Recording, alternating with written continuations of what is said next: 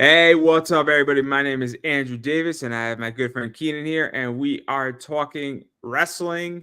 Obviously, it's the last WWE Eek tonight on Keenan's end. It's talking wrestling on my end. We're going to be talking about Bad Blood. But before we get into that, how are you, Keenan? Can I talk now? I just asked you how you were. I'm doing great, dude. I'm doing great. You kind of trying to big dog me over here, trying to big dog me. Like, just be quiet for a second, Keenan. Like, this is all I got working for me, Andrew. Like, you want to quell this? This is all I got, my man. But no, I'm doing good. How you doing this week, my man? I'm doing good. I'm doing good. I had a bounce back interview that went well because I had an interview that did not go well.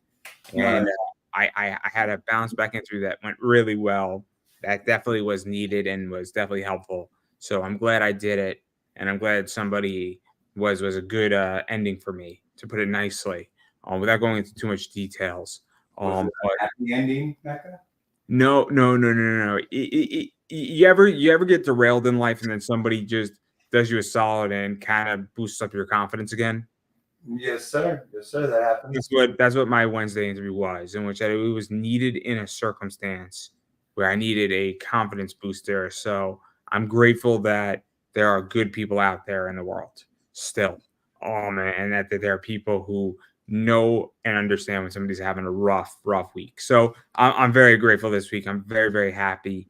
And but yeah, so I'm doing good. I'm doing good for that. And I'm starting a new YouTube channel, but we'll talk about that at the end because I want to talk about Bad Blood. I digress. Starting a new YouTube channel, trying to steal the skis from our shit over here. Like we're trying to blow up on our own thing, but now he's like, I'm gonna do something else, Keenan. I'm out. Fuck Oh, I'm you. not leaving this. I'm not leaving this. I'm joking with you, Mac. I'm fucking with you, dude. You got enough time. You can handle multiple things, dude. You ain't doing nothing else in your life, dude. You never come in complaining about shit. Let me talk about my week real quick. I've been on a mouse hunt this week. Like, as you can see, I'm not like before. I was in my closet. We lived in the city. Now we're a little bit further out, a little bit more country. So there are some mices hanging around every once in a while, all right?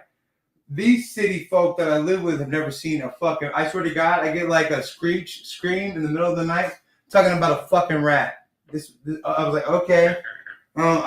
So then my daughter, I wake up to her like the next day screeching, and I swear to God, I was about to go yell at her because I thought she was like doing her video game shit, maybe screeching at it. No, she's in the kitchen yelling at the mouse like she's Adam Sandler and fucking Happy Gilmore. Go to your home. Go to your home. Go to your home, you stupid. Like, oh my God, what are you doing? And he wasn't even around there, dude. He was, and again, they're talking about it being. I looked at the rat in its eyes. I saw like I was like, what? Did you see a soul? Did you see a soul inside those eyes, Kara? So we're doing this whole fucking thing, and this morning, my daughter hears this little squeak again. I hear it. The baby's mama can't hear it, and she's like sitting there like, I can't hear it. And my daughter's like, oh, I'm not fucking crazy. Blah blah blah. Wait. How are you crazy if I also hear it? What does that say about me that you consider yourself crazy if I also hear it too? That I'm just saying, whatever. So then they leave, and I'm like, I'm gonna go check it out. And I keep hearing this little click. The poor fucking little mouse has got. It's no longer a rat. This is the tiniest little fucking mouse. It's the cutest little tiniest mouse you've ever seen, dude. But it's been snapped by a trap, and it's basically hopping around out there, squeaking, and you hear the click of the metal hitting the floor. I called baby's mom. I got good news and I got bad news. What's the good news? I found the so-called rat. It was just a mouse. It was actually like a field mouse type of shit. Very small. Nothing to be fucking worried about. And guess what? You found it in the garage. That's where you might find a mouse every once in a while. It's out in the garage. That happens. I don't know. You never had a garage before? That's where mice might hang out. But I said, the bad news is it snapped the fuck out and I ain't fucking touching it. I'm sorry. I don't do dead shit. I can pick a live mouse up all day. And oh, little cute little mouse. Dad will be like, get the fuck, no. So, yeah, that was my day and my morning. That's how it's, and that was just a 2-day little adventure, dude. 2-day fucking adventure of trying to, there's a rat. This isn't a fucking rat. It's a damn mouse, dude. So I had a hell in a cell with a mouse this week, and the mouse didn't make it out the cell. I'm sorry to say. I used to have a cat, and my cat was a killer, and mouses knew to stay away from my house. And she solved the problem, and they knew to stay out of the yard. It was crystal clear. You don't come into this area if you want to live. And it took a few brave souls to tell the rest, and a few of them escaped and told the rest, and they went into everybody else's yard. I got 3 cats. That's how city we are. These cats didn't know what the fuck to do. They didn't have any like looking at everybody and like daughter's like, why won't you go out there and find them? I'm like, these cats have never seen a mouse really be. We come from apartments. We come from the city. There's all kinds of little areas for the mice and rats to go. They were there. There were just so many little spots you didn't see them. Like there's not a spot in this country that doesn't have some mice and some rats in it. I'm sorry, guys. I hate to say it to you, but there's some mice and rats everywhere in this country. I'm sure that my cat, she's no longer with us. She was like 17 when she passed away. So she had a great life. And this was maybe like 8 years ago, 10 years ago. Yeah. But I think her mom was feral. And so she was like born, and so she had that in her DNA. And I also lived in, not like the country, but I lived in a, suburban area where there was yards and woods. So like she was born to hunt.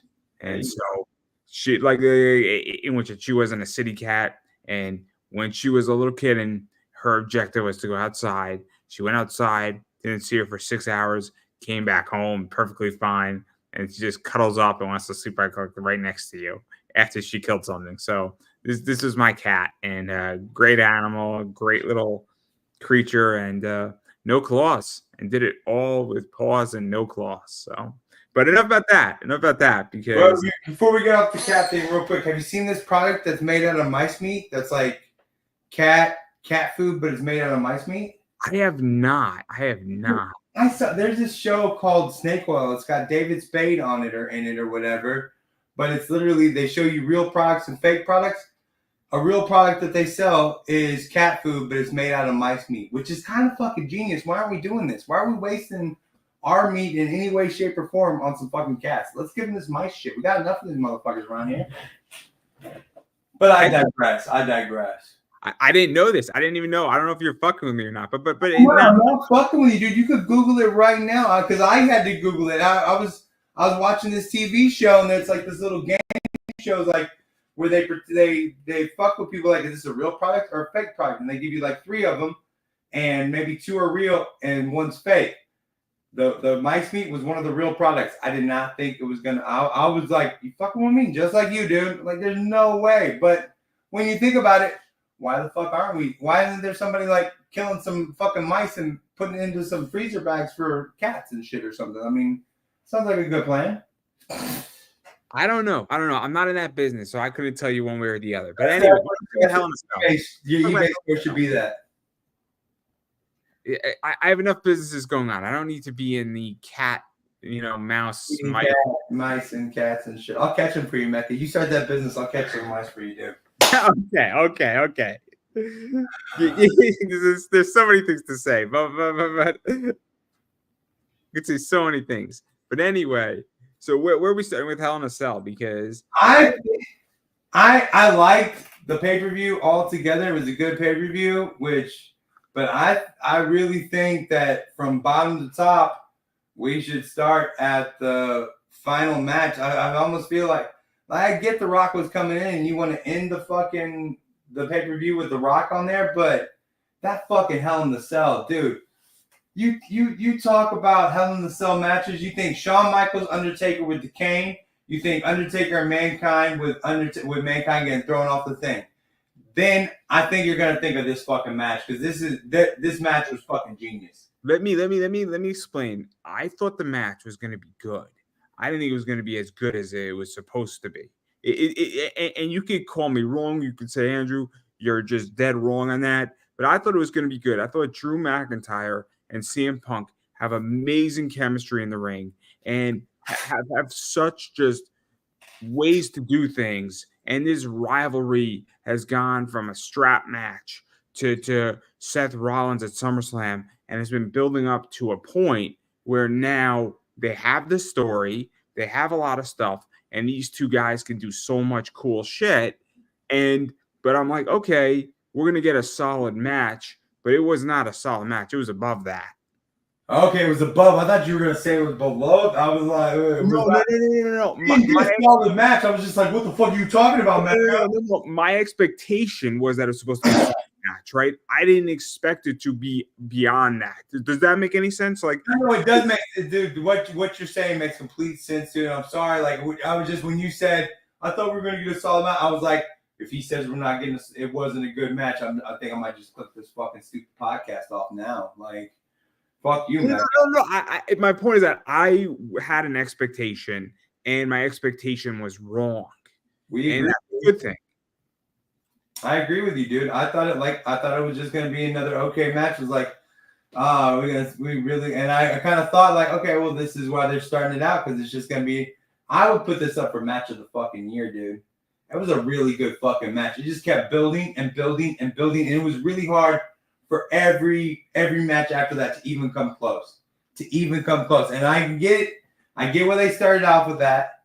And there was plenty of time in between this first match and the final match where you could kind of have a breather and everything good. But damn, man, I bet you WWE didn't even fucking know it was gonna be that good of a fucking match. Dude, when they dumped out when Drew McIntyre dumped out the pieces of I was like, oh great, another thumbtack, fucking great. When it was the pieces of the bracelet, dude, I almost like, who is fucking writing this brilliance now, man? So you I don't know if you know who was producing this Hell in a Cell match. It's interesting. No, this guy named Joseph Parker, also known as Abyss from Impact, is a WWE producer, and he was the one who produced this match. It was fucking good. It was good. I mean, this was a wrestler who knows how to wrestle, has been wrestling for like 15 years, producing a match and making sure that this match ran correctly with the way it was written, the way it was supposed to be done in the ring, the way it was supposed to be produced, the way it was supposed to be shot. And guess what? They fucking did a good job with an amazing. They had the bench to do it, and they played it perfectly. And dude, CM Punk walking back up the aisle and fucking like stumbling, like who? They don't do that type of shit anymore, dude. He was like, no, fuck it, I'm gonna walk back there, and then he's like stumbling, and they gotta come and help him, dude. And the juice and fucking just, dude. I can't say enough good things about this fucking match. I was watching the first off, I was like, holy shit, how did it, like what the fuck were they thinking? Why is this the first fucking match? But I get it. The Rock was coming, but the Rock was. Why couldn't Cody Rhodes and Roman Reigns be another beginning fucking match? It didn't matter. Like I told you, I was like, oh, I swear to God, if I see Cody Rhodes in another beginning match, it doesn't fucking matter. I'm gonna be fucking pissed off. But again, I think this was very hard to live up to. No matter bringing Jimmy Uso back, that's how good this match was. The Rock couldn't fucking make this match be any bigger than what the fuck just happened between Drew McIntyre. So I'm gonna disagree with you a little bit. Where I think that you had to put Cody, Roman, and that shit at the end. I think you had to do it because I don't know that those guys could handle being anywhere else on the card. I just don't think that they could have done it. I think Drew McIntyre, CM Punk, the Hell in the Cell match could have been placed anywhere on the card and knocked it out, right? Mm-hmm. You could have put it right smack in the middle, and it would have been maybe a little less pumped up depending on what came first or after, but it would have been a banger, right? It would have been perfect either way. That match couldn't fail in any spot. But I don't know if you put Cody, Roman Reigns, and all that shit before Hell in a Cell, that I think it would have fucked up a good chunk of this shit. And that's my thing about this whole thing. So I think that they only had one choice with Cody Rhodes, Roman Reigns, and bringing back everybody and getting that, because I don't know how they could have done that any other way, right? Can I just let me disagree with you real quick with that Kevin Owens, the fucking shot that they got off of some fan. That was the most brilliant shit ever. No longer, I love the fact that we won't get them like coming out there with a camera. Like, we just caught it. No, it was a fan. It looked, whether it was on somebody's cell phone that was there, it looked like a fan took Cody Rhodes and Kevin Owens getting into it in real fucking life. If they could have started out the show with that, and then all of a sudden cut to like, Look what we just found online. Cody Rhodes got Kevin Owens got a hold of Cody Rhodes here, and then like maybe you could have done it that way, but again, you could be right. I'm not. No. I think my point I'm making is that I agree that the Roman Reigns, Cody Rhodes, The Rock, Jimmy Uso, Jey Uso, all that shit, and the bloodline versus the rest of the bloodline. I get all of that, but I think that they've painted themselves in a corner with this shit that they have no choice but to put it to this and put it at the end because there's no other place you could put this shit in. You could start Raw off because there's lower stakes, but on this pay-per-view, if you were gonna try to figure this out at Royal Rumble or WrestleMania or somewhere down the road, you got to start building it up a certain way. And that's my problem. But I agree, that match was not the best match of the night. The Hell in the Cell blew everything out of the water. And I think, I don't think it was a problem per se for the rest of the show, but I don't think that the Hell in the Cell should have been the last match. What would you think? Like, I almost would say that they could have put and also like, all right, real quick, I think pay-per-views and Raws don't even matter. I mean, they were Gunther was pumping up his title match coming up for the Crown Jewel stupid shit that was a pay-per-view was pumping up Raw. So I'm not even sure they needed Cody and Roman doing this shit. They could have done this whole little thing somewhere else. I don't know, dude. I like the Cody Roman. I thought that was good. I agree. So I'll give you my perspective on an indie level, right? Mm-hmm. So I used to watch this show called Wrestling Open on the indies, but then life happened, and I've taken a break from indie wrestling because it's just like your life has busy components, right? And sometimes you're just in rough cycles, or you want to go and watch something else, or like you want to watch, football or something. But anyway, what it is that every Thursday night, to me, Wrestling Open was like a pay-per-view, right? Because it was a 2-hour show on an over-the-top streaming service called IWTV, and it was like a pay-per-view every single week. So that's how I feel Raw's going to be honest, on Netflix. I think it's going to be almost a pay-per-view every single week. We have 52 of them. So I agree that there's going to get a point with this once we go straight into streaming, no commercials, having a huge uncensored component, not complete free. I was about to say, how censored do you think? Do you think they're going to take? I don't think they're going to go as Attitude Era as they could. I don't think they're going to drop F-bombs, but but there might be an F-bomb here and there. Yeah, and when it's needed, there could be an F-bomb. Could you imagine the Attitude Era on fucking Netflix? Dude, we might actually see Mr. McMahon have some sex if like there was no censors today. Like, I'm for real. We might see Mr. McMahon try to talk to Trish Stratus into like, well, if you just let me stick my in here and and then I could poop on your chest, maybe. Like, okay, Mr. McMahon, calm the fuck down, dude. No. So I think you can see some F-bombs, but I don't think you're going to see, an F-bomb every 5 seconds. You're not going to see D-Generation X dropping an F-bomb every 5 seconds, but at pay-per-views they used to. Yeah. Will we see D-Generation X in blackface ever again? No, I know that was not right. Nobody should ever see that again. That was just some of the worst TV ever produced. Like, I think maybe the worst was X-Pac as Mark Henry. That was probably the worst one of them all. Yeah, that was pretty bad. Triple H kind of could get away with The Rock. He wasn't as blackface as it could be. It was just kind of tan. But man, that Mark Henry dude was bad, bro. Yeah, that wasn't good. But my point though is that I just getting back to this whole thing with the last match, I just don't see how they could have done it any way. I think they creatively had no choice, and that's my whole issue. But again, I mean, I didn't give a fuck about Bayley versus Nia Jax. I was just like, I'm taking a breath, right? Yeah. I don't think it was bad. I just think that we all knew the point of that match was to say, okay, I could take a breath and I could calm down, right? Same thing. And the Dom Liv Morgan Rhea thing was fun. That was just fun. And again, before you pass it to Dom, do you think he picked the lock on the cage or he accidentally opened it and they just had to deal with that shit?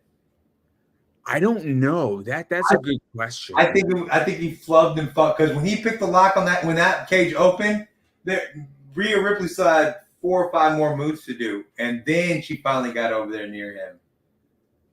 So I think that somehow it fucked up and the cage swung open and then they had to play it off and the announcer's like, look, he picked the lock on it. Because if they were going to pick the lock, you would literally get a camera shot of Dom trying to pick that lock and get it open.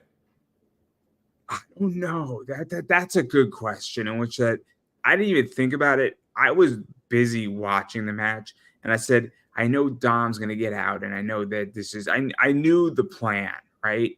It wasn't hard to know the plan. So I didn't really care so much about that. I kind of knew saying, okay, they're going to pick this lock. It's going to swing open. Some shenanigans is going to happen. And I was just like, okay, this is where we're going here.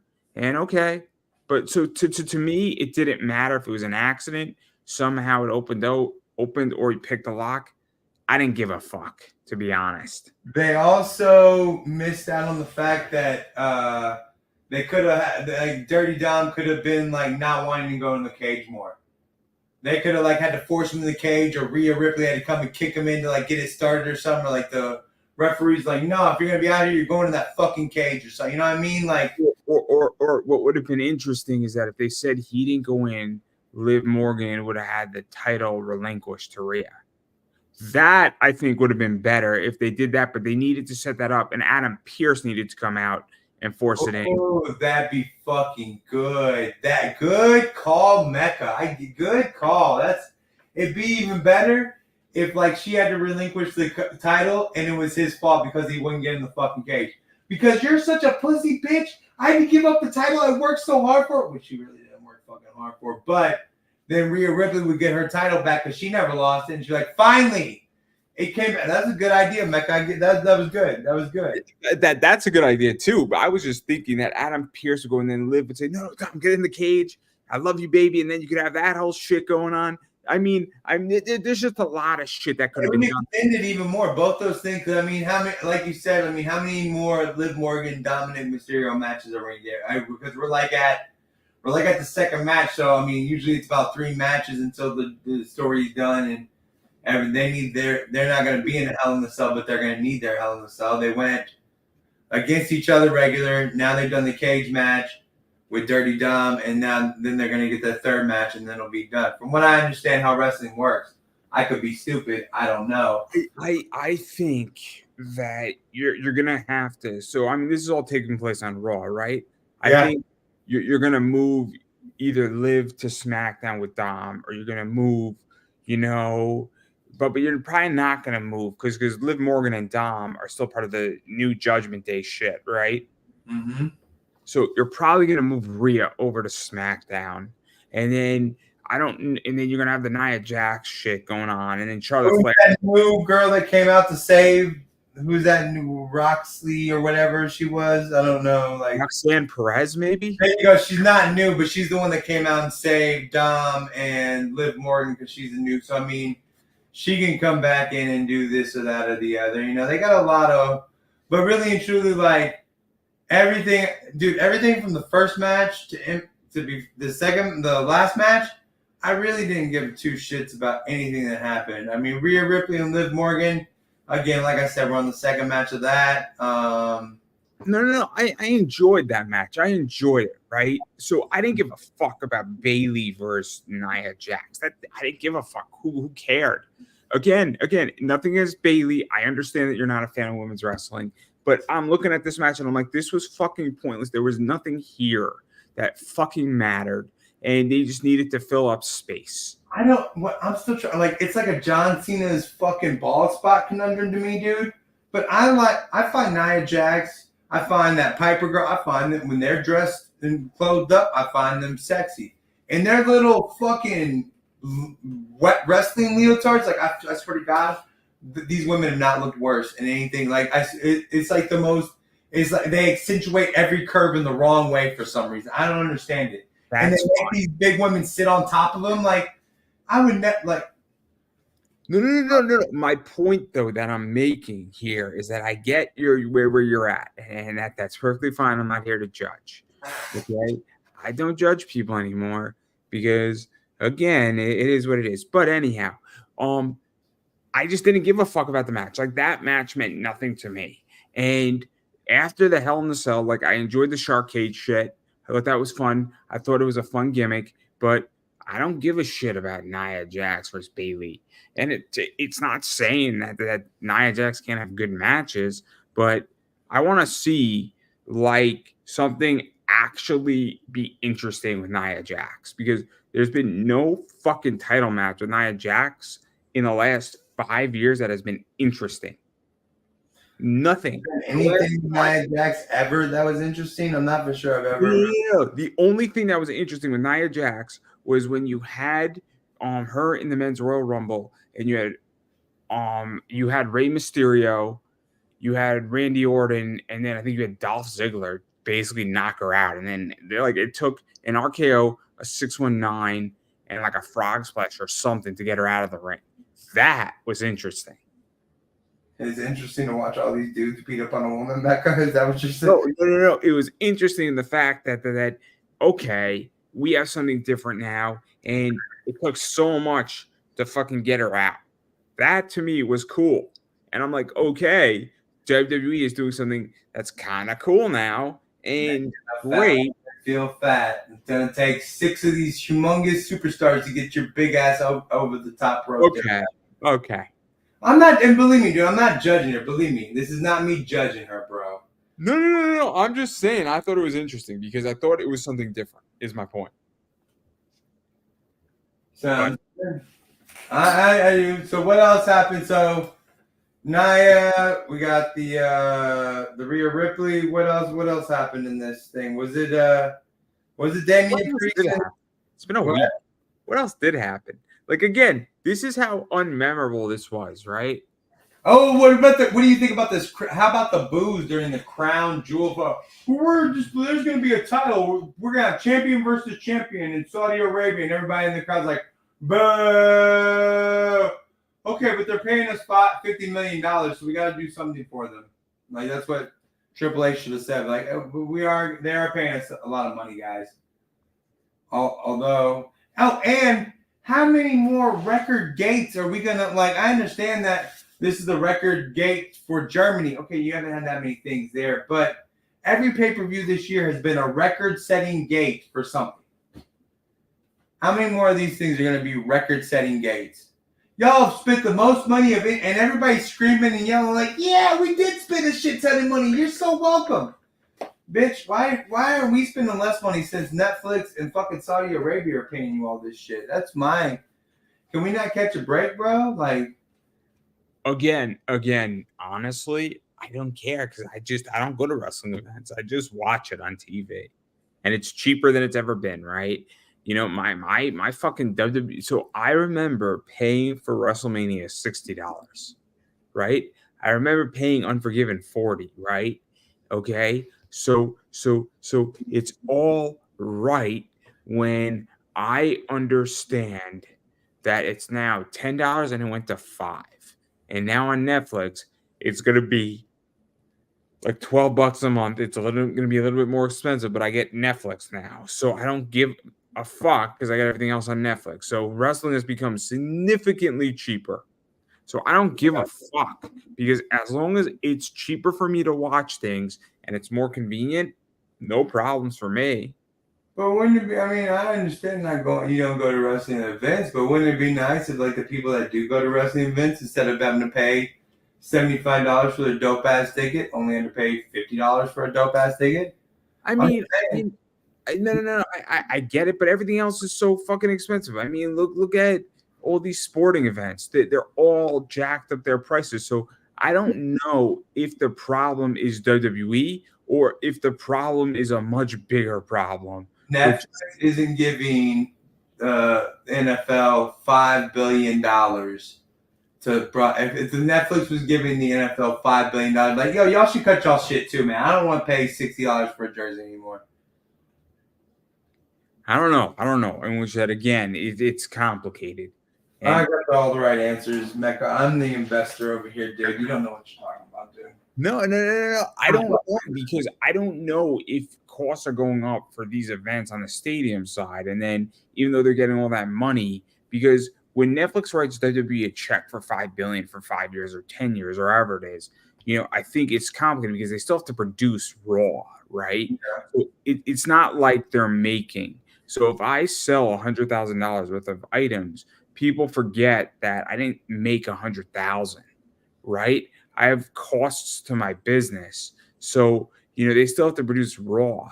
So when Fox paid $1 billion for SmackDown for 3 years or 5 years, it wasn't that WWE made $1 billion. Now WWE still had to produce Raw, and they probably made a good chunk of money, and they got a good chunk of sponsorships, and they got a good chunk of money up front too, which helped. But you still got to produce SmackDown. You still got to. They get paid by each seat as well, dude. Yeah, but that's not where the real money is. Okay, you sell out a stadium that has 12,000 seats. You're maybe making.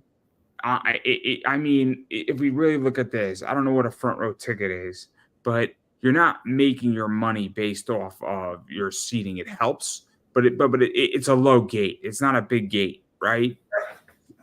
I get that, Mecca, but I'm saying between the gate, between the merch, between the $5 billion from Netflix, between the $1 million from fucking Fox, I mean, all those things should come together and be like, hey, we can give you $20 off your ticket tonight, man. Oh, here's a free shirt for you, bro. That's all I'm saying. I mean, all those things together, and I get it. I mean, again, it's tricky, right? I don't know but if they can get away with people paying for it, why would they want to give something away for free? If we don't want to pay it, then we have to say we're not paying this price point, and then nobody shows up, but everybody's paying the price point, right? It's the same thing with everything else in life right now. If somebody's willing to pay X for something, they can get away with it. And if everybody's not willing to pay it, then the price comes down. If everybody said, I'm not paying $4 for orange juice, and then Target had orange juice that was expiring, the price of orange juice would eventually come down.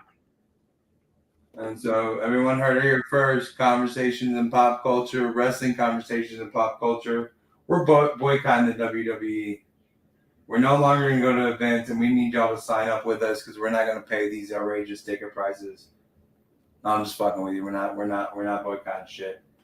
They give a fuck less about us two people, anyways. So anything else happened at all? I mean, we talked about the Kevin. I really did like the Cody Rhodes, Roman Reigns shit. I mean, basically, it's bloodline versus bloodline. We know it's the match didn't really. The match was literally there just to push the story forward, and that happened. I mean, that's what a lot of the bloodline matches are.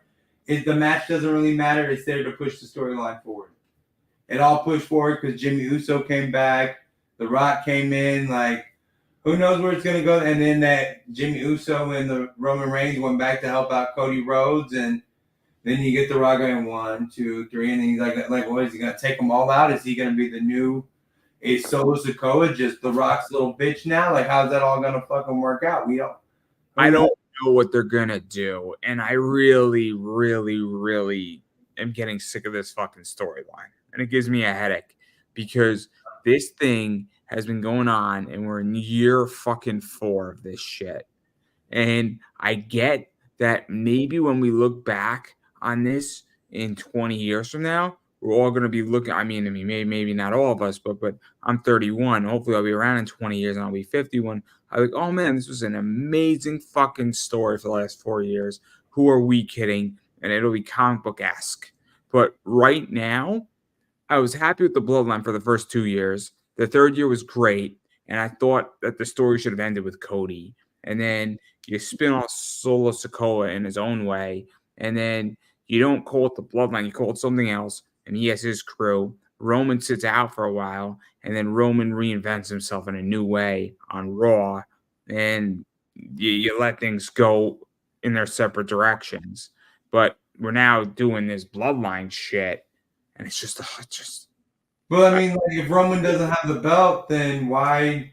Like, he's this part-time player. Like, well, dude, you don't really matter anymore. You don't have the belt, dude. Like, I get you were a part-time player. You were the Universal Champion, but now you're not anymore. So then maybe there's not a spot for you, Mr. Reigns. I'm sorry, but I mean, I get what you did. I'm tired of the bloodline too, dude. It's what got me back.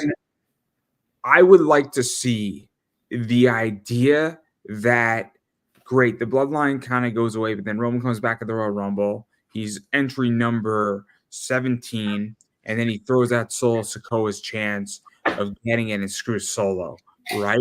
And then what you do from there is that Roman is just teasing and fucking around with Solo Sikoa for like 6 months and is keeping him out of the title picture. And then you get that match between those two at like a SummerSlam somewhere down the road to either send Roman off.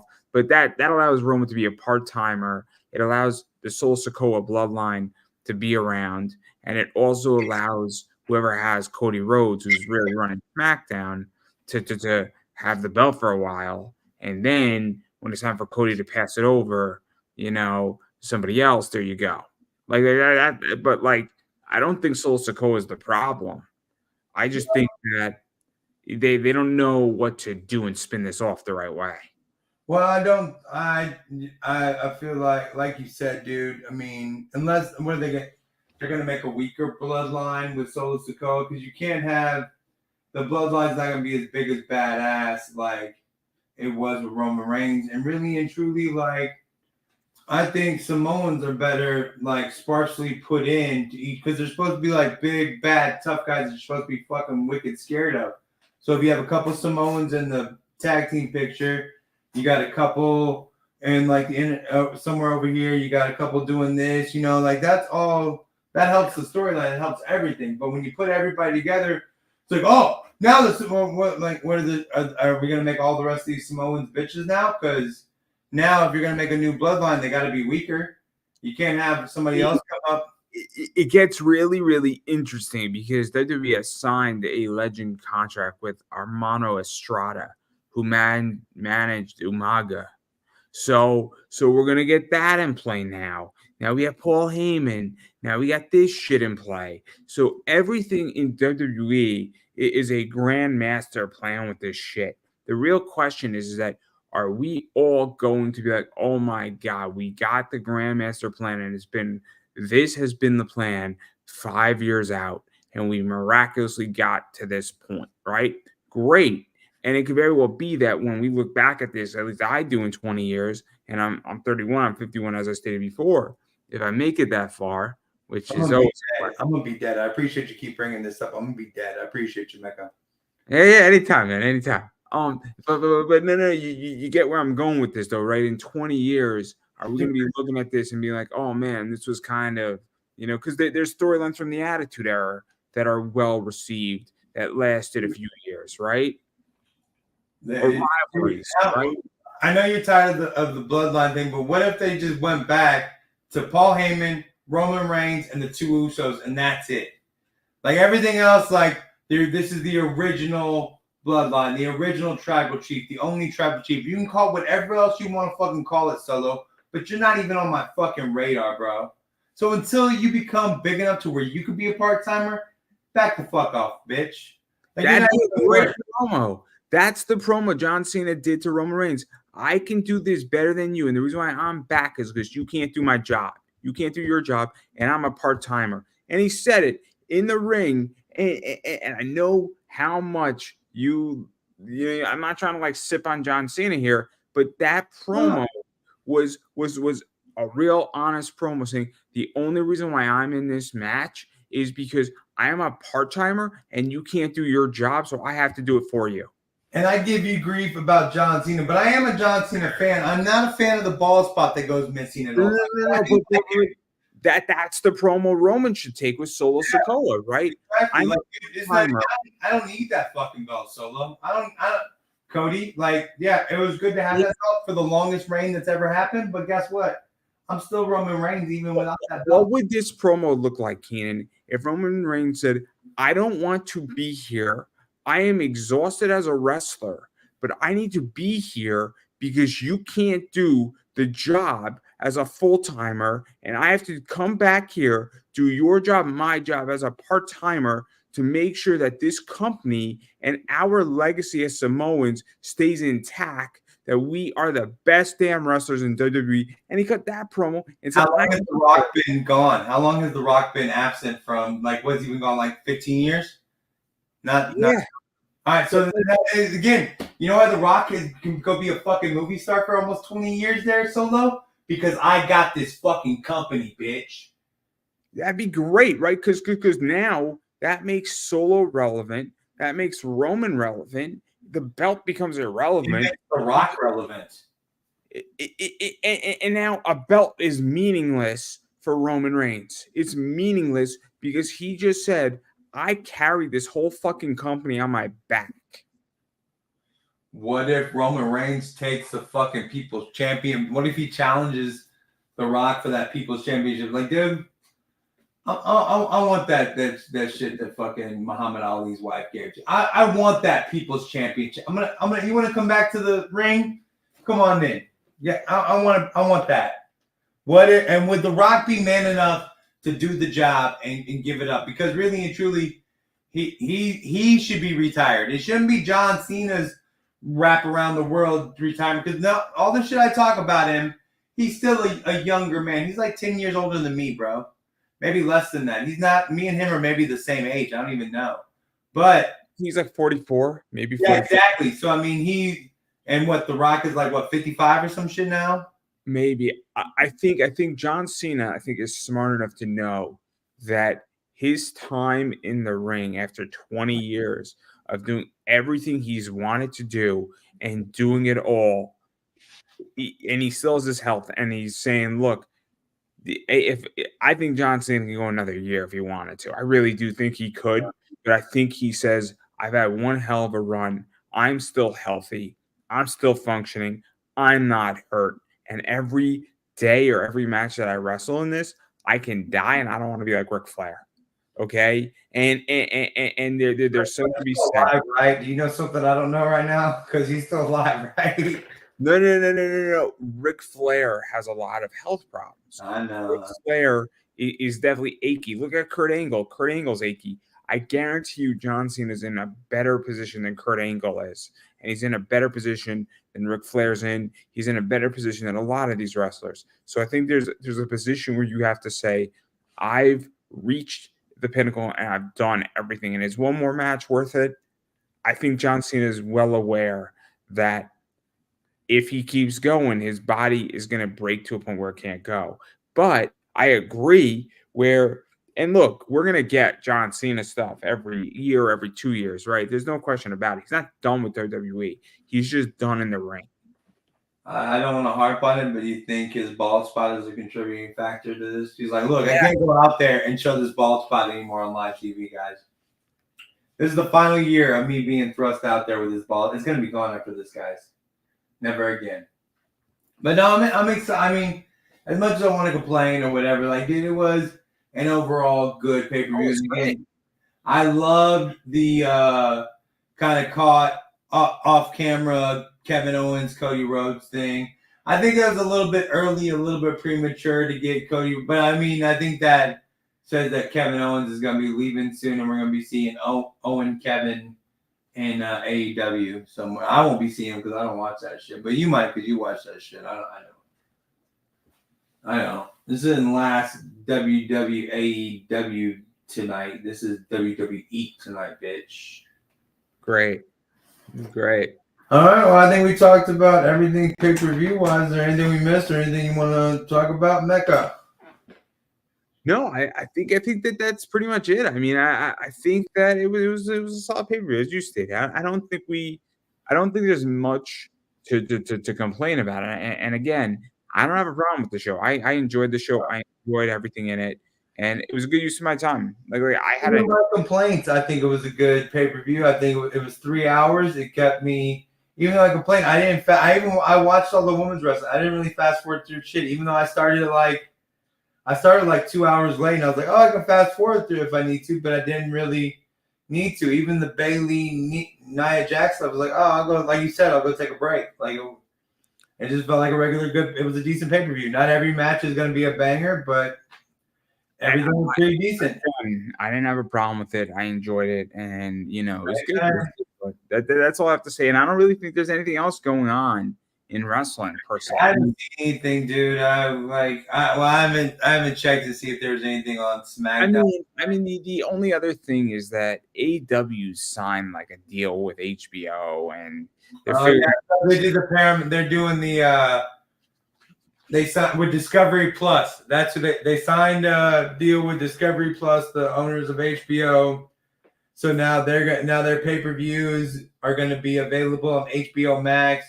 So you have to pay like $9.99 for the HBO Max subscription, and then their pay-per-views will be available at a cheaper price once that technology is available on HBO Max, which I think will be available before the end of the year or right close to the beginning of the year. Again, I think it's smart. Because again, the cheaper the product is, and the more accessible and the more bang for my dollar I can get, the better off I'm going to be. So, like, my girlfriend has HBO Max, so if I want to watch AEW's pay-per-view, I'll borrow her account and I'll watch it, right? But then you also have to buy, so you have to borrow her account, but then also pay more. I think that might be their only fuck up is you also have to pay extra money.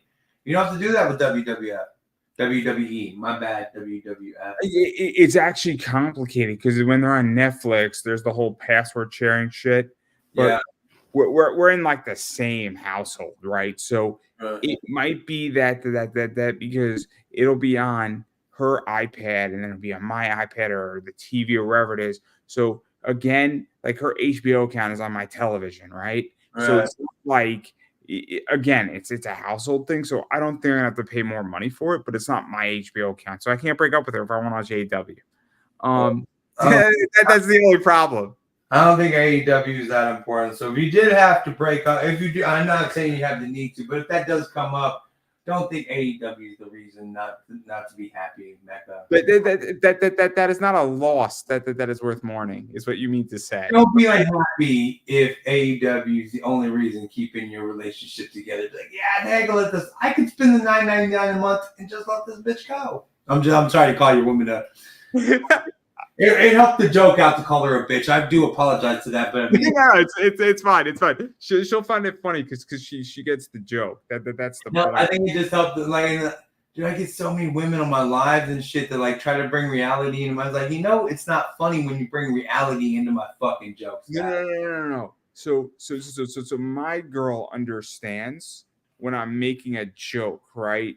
So clearly, I'm not going to break up. We like each other. I want to make that crystal clear here.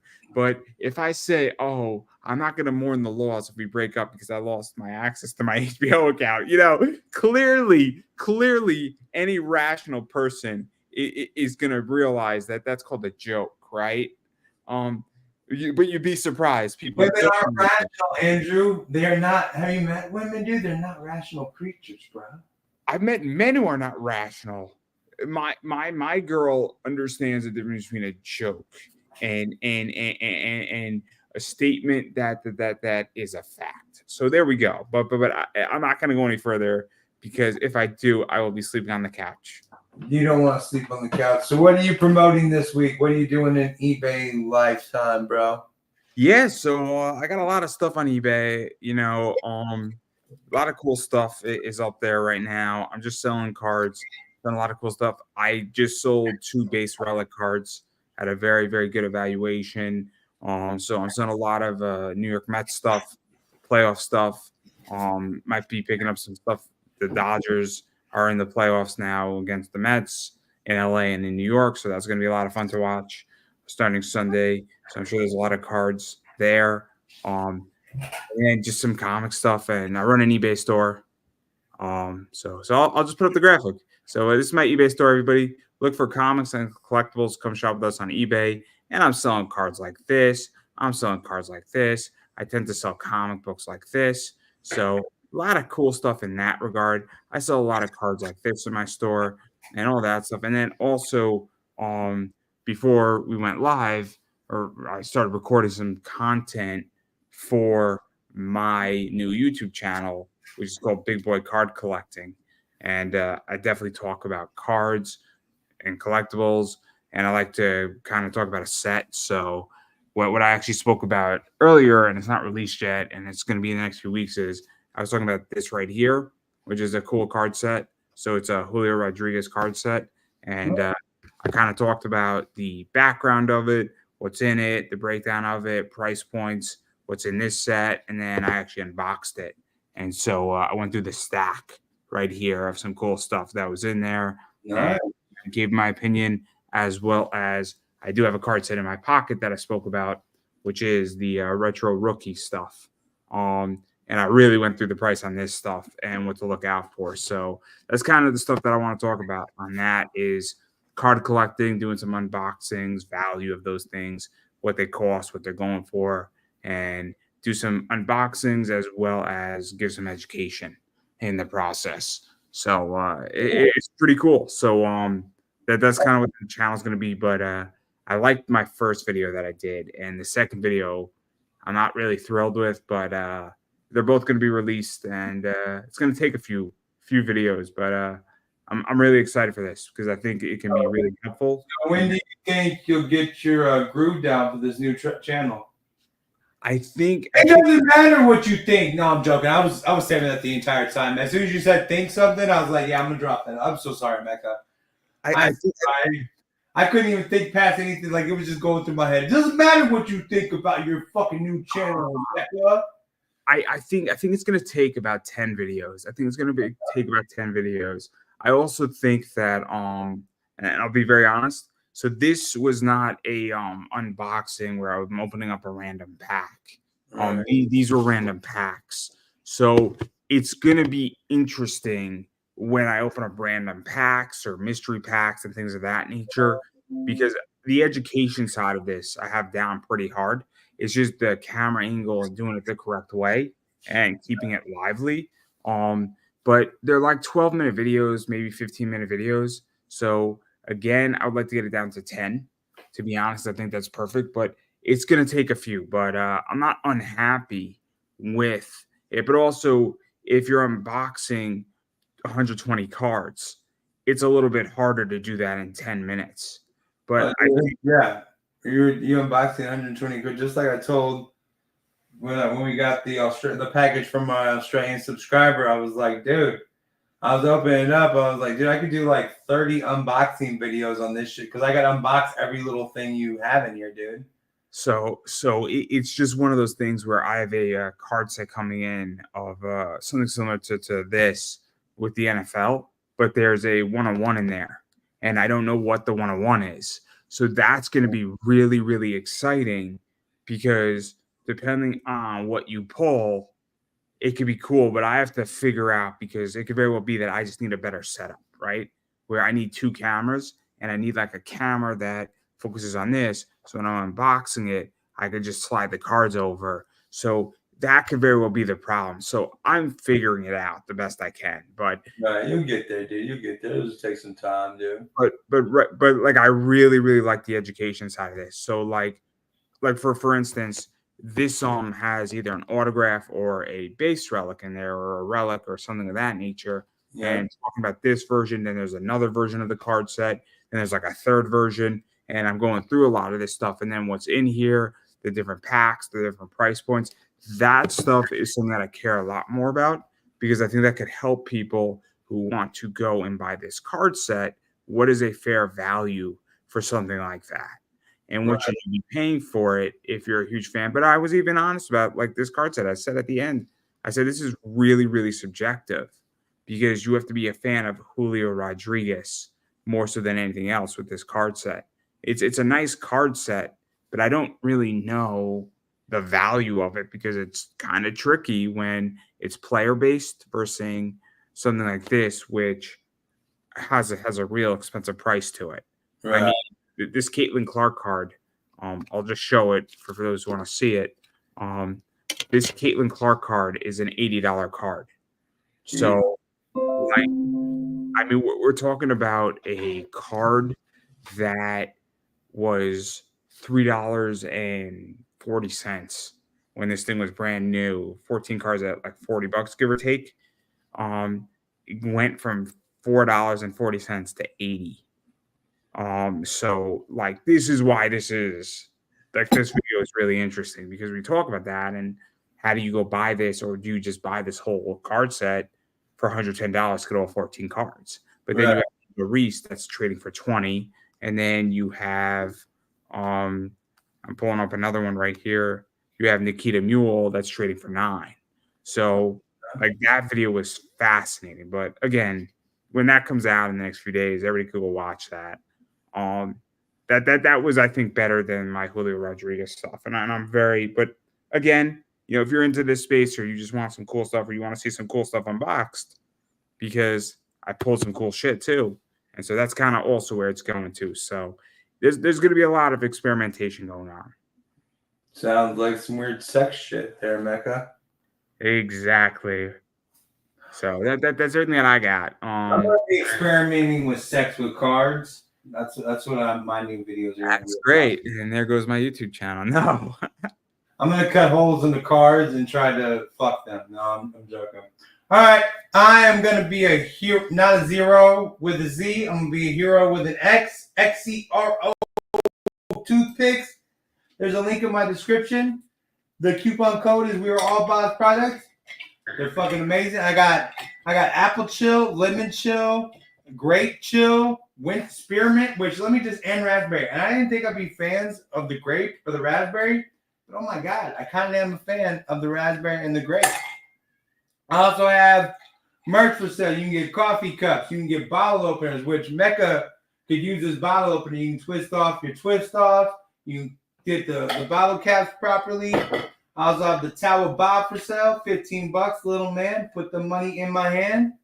If that money doesn't show, the Tower Bob will go. There's merch. There's all kinds of shit. And like, share, subscribe. You know the game. We appreciate all y'all for coming through. It's Friday night. Y'all could be anywhere, but y'all are losers here with me and Mecca.